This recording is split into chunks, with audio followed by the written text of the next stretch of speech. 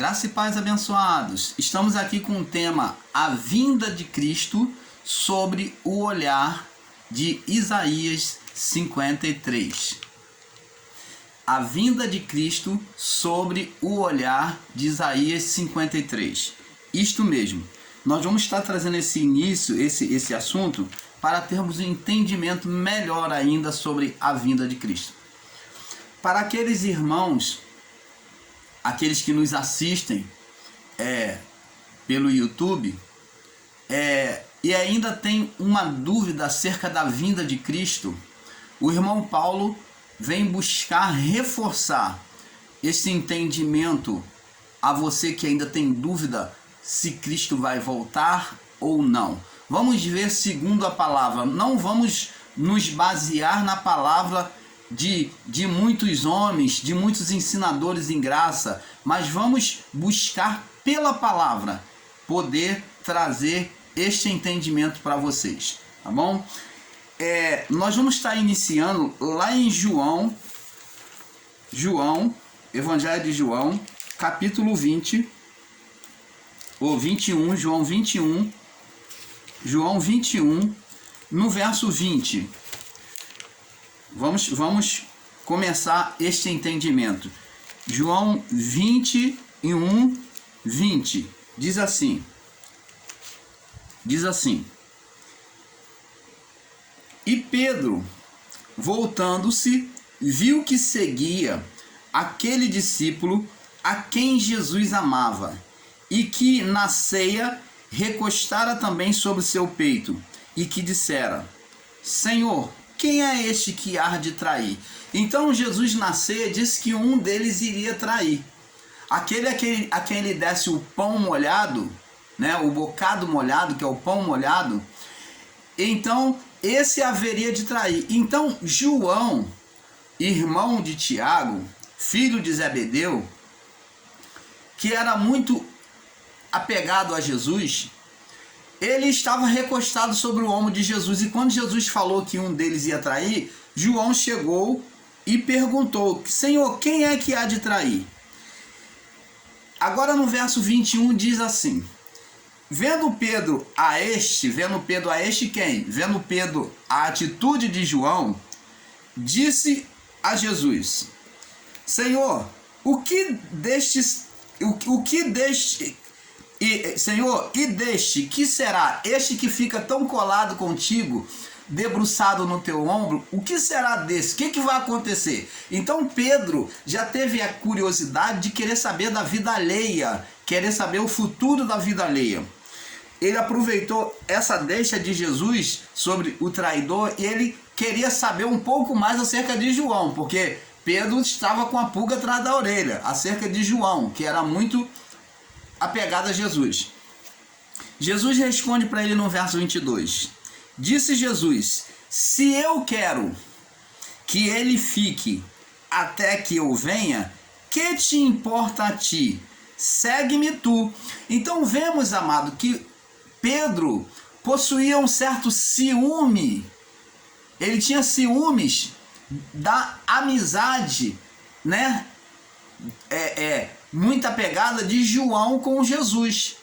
Ele queria ter essa mesma intimidade, mas ele não tinha. Mas isso é algo que acontece naturalmente. O coração é que escolhe. E o coração de João se afeiçoou a Jesus. Eles tinham uma ligação muito grande. Eles eram muito amigos, muito apegados. Eles tinham uma confiança muito mútua. Então diz assim: e divulgou-se, pois, entre os irmãos este dito, que aquele discípulo não haveria de morrer. Jesus, porém, não disse que não morreria. Mas se eu quero que ele fique até que venha, que te importa a ti? Então Pedro, além de ciumento, ele agiu de forma fofoqueira. Ele agiu de forma fofoqueira e precipitado no falar. Ele foi e divulgou entre os outros discípulos uma coisa que Jesus não havia dito. Jesus falou: se eu quero que ele fique até que eu venha, que te importa a ti? Então Pedro foi lá e disse para os discípulos pegou a palavra no seu estado literal, com entendimento errôneo. É o caso de muitos, às vezes, em graça, muitos ensinadores, muitos de nós, quando nós ensinamos literalizado e com entendimento errôneo. Pedro pegou essa palavra, que Jesus disse, que te importa que ele fique até que eu venha? Pedro foi e divulgou para os discípulos, dizendo que João não haveria de morrer, que Jesus disse que ele não haveria de morrer. E foi isso que Jesus disse? Jesus não falou isso. Jesus disse que te importa que ele viva até que eu venha. E ele disse, se eu quero que ele fique até que eu venha, que te importa a ti? Que venha é esse que Jesus está falando? Está falando da segunda vinda dele, da volta dele após o juízo. Então está falando da volta dele no juízo final. Você está entendendo, amado? Então não está falando aqui que João não iria morrer, mas ele só iria morrer. O que Jesus estava dizendo é que te importa, se eu quero que ele fique até que eu venha, que te importa a ti? Então, que venha é esse que Jesus está falando? Falando da sua volta após o juízo. Então, amados, sobre este entendimento, nós vamos entendendo que João, já no ministério de Jesus, Jesus já deixou apontado que João não morreria até que viesse o juízo, até que Jesus viesse voltar. Então João não poderia morrer até a volta de Jesus. É o que está dito aqui. João não poderia morrer até a volta de Jesus. E este João é o mesmo João apocalíptico, o que escreveu o Apocalipse. João, irmão de Tiago, filho de Zebedeu, o qual escreveu o livro de Apocalipse. Ele foi preservado para receber as revelações de Deus por meio de Cristo Jesus. E ele diz aqui, verso 24, esse é o discípulo que testifica das coisas que as escreveu, e sabemos que o seu testemunho é verdadeiro. Então aqui já está profeticamente dito que João iria testificar de tudo que Jesus havia falado. Ele iria anotar, ele iria relatar. Então aqui já está dito que João não morreria até a vinda de Jesus. Agora, para aqueles irmãos, para aquela congregação, a chamada igreja que prega a volta de Jesus, o canal Luzes da Graça gostaria que você explicasse sobre esta palavra para nós. Aonde está João apocalíptico, relatado aqui em João 21, 20, do 20 ao 24? Esse João que disse que ainda foi dito sobre ele que ele escreveria, ele testificaria, ele estaria presente para testificar, testemunhar das coisas que as escreveu, e ele iria escrever, e sabemos que o seu testemunho é verdadeiro. Então, onde está esse João se Jesus não voltou? Você que ensina esperando a volta de Jesus, cadê esse João? Porque aqui nas Escrituras, dito pela boca do próprio Jesus, ele não morreria até a volta de Jesus. Eu pergunto a você, João está vivo? Não. João não está entre nós. E João, então, amados, podemos tomar para nós com entendimento que João seria a prova da volta de Jesus, do venha de Jesus para nós, para aquela época. Então João é uma prova de que Jesus já veio. O fato dele não estar entre nós, não estar vivo, humanamente falando. Então, ele é o referencial Ele, como discípulo, seria o referencial, porque ele iria escrever todos os acontecimentos do final dos tempos. E ele teria que estar vivo para testemunhar, como está escrito aqui. Este discípulo que testifica, que testemunha dessas coisas, as escreveu. E sabemos que o seu testemunho é verdadeiro. Então, aí você vê, amado, como que podemos ensinar uma volta de Jesus se João não está presente diante de nós? E Jesus disse que ele estaria vivo até a vinda dele, a volta dele.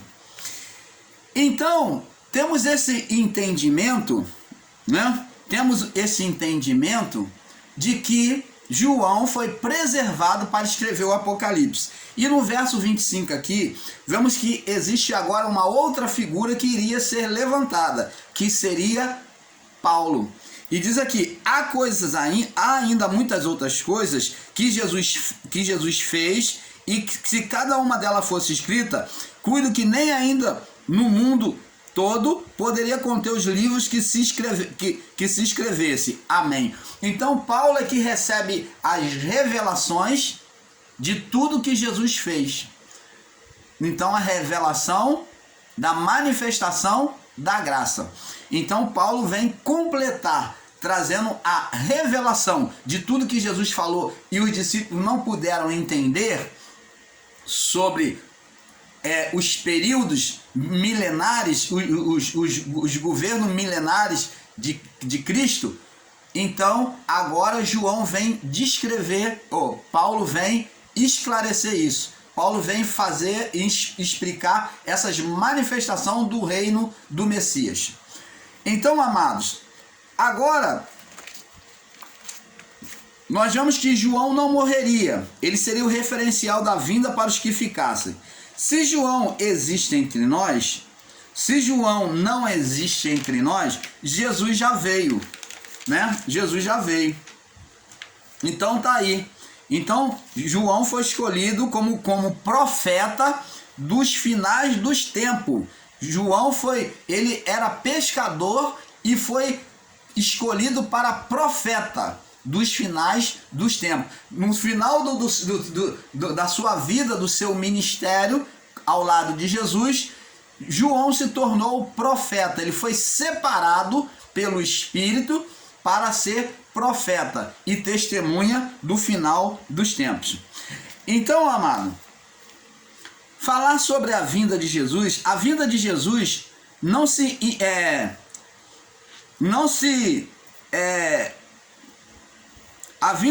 sinalizada e não entendida. O profeta Isaías e Jeremias sinalizaram a vinda do Messias, onde todos esperavam, mas nem todos puderam receber e aceitar. Os magos, vindo do Oriente, né, de encontro ao menino Jesus, Maria e José, os discípulos, e no final crucificaram a ele por não acreditarem na sua identidade interior, pois todos olhavam para o exterior. Lucas capítulo 17, vamos lá, Lucas 17, olhavam Jesus de forma exterior. Lucas 17, no verso 20 ao 24. Interrogado pelos fariseus sobre quando havia de vir o reino de Deus, respondeu-lhe e disse: o reino de Deus não vem com aparência exterior, nem dirão ei-lo ali, ou ei-lo aqui, ou ei-lo ali, porque eis que o reino de Deus está dentro de vós. E disse aos discípulos: dias virão em que desejareis ver um dos dias do Filho do Homem, e não o vereis. E vos dirão: ei-lo aqui ou ei-lo ali, não vades, não sigais, porque assim como o relâmpago que faz cano desde uma parte do céu, resplandece a outra parte do céu, assim também será o Filho do Homem no seu dia. Então vemos aqui claramente que Jesus disse que dias viria em que eles desejariam ver o Filho do Homem e não veria mais. Agora vamos lá no livro de Isaías 53. Isaías 53. Isaías 53. Diz assim. Preste atenção, amados. Diz assim a palavra. Vamos observar bem essa palavra, comparando com a vinda de Jesus. Quem deu crédito à nossa pregação? Quem é que acreditou no plano da salvação? A quem se manifestou a salvação, a quem se manifestou o braço do Senhor, ou a salvação de Deus? A quem se manifestou o braço do Senhor? Quer dizer, a salvação de Deus. Porque foi subindo como renovo perante ele, falando da pessoa do Messias, e como raiz de uma terra seca, que não tinha beleza e nem formosura, e olhamos para ele e não havia boa aparência nele, para que o desejássemos, para que o considerássemos. Olha que isso já estava prescrito, que assim os judeus olhavam para Jesus, com desprezo, não via nada nele que pudesse dizer, é Deus que está nele. Como muitos aí estão aí e vão nas chamadas igrejas dizer, é profeta, é homem de Deus. Jesus não tinha aparência que levasse a crer nele. Foi subindo como renovo perante ele e como raiz de uma terra seca. Não tinha beleza e nem formosura. Olhamos nós para ele e não havia aparência nele, para que o desejássemos. Assim os judeus olhavam para Jesus. Era desprezado, olha como aquele povo olhava Jesus. Olhava de forma física, como foi dito aqui no livro de Lucas 17.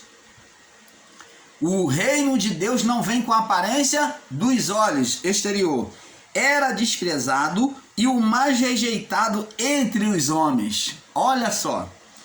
Homem de dores. Olhavam para ele e via ele como pessoa, como um pobre coitado, como uma pessoa de sofrimento, que precisava ser ajudado. E experimentado nos sofrimentos e com um de quem os homens escondiam o rosto, desprezavam ele, não queriam nem ver. Era desprezado e não fizemos dele caso algum. Olha só, os judeus assim olharam para Jesus de forma física. Verdadeiramente, ele tomou sobre si as nossas enfermidades e as nossas dores levou sobre si. E nós o reputávamos por aflito e ferido de Deus. Então ele tomou as nossas enfermidades. Que enfermidade é essa? No sistema religioso, eu quando pastor no sistema religioso, fui ensinado e ensinava errado. Como eles até hoje ensinam, que Jesus levou as nossas enfermidades, falando de enfermidade do corpo físico. Mas aqui, esta enfermidade está relacionada à enfermidade de morte, doença espiritual, de condenação espiritual. É esta enfermidade que está sendo retratada, porque está no estado enfermo, não podendo se sujeitar à lei de Deus. Como Paulo disse, porque estando todos enfermos mediante a lei, porque a lei estava enferma pela carne. Então, porque havia condenação na vida do corpo. Então, verdadeiramente ele tomou as nossas enfermidades e as nossas dores e levou sobre si.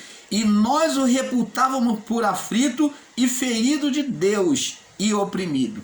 Então, como aquele povo no deserto que se levantou em rebelião, e surgiu serpente que falou mal de Deus e de Moisés, desejando lá a comida de Faraó, os pepinos, se rebelou contra Deus e contra Moisés, e levantou serpente no deserto, aquele povo caiu em estado de enfermidade, picado pela serpente, e eles morriam rapidamente.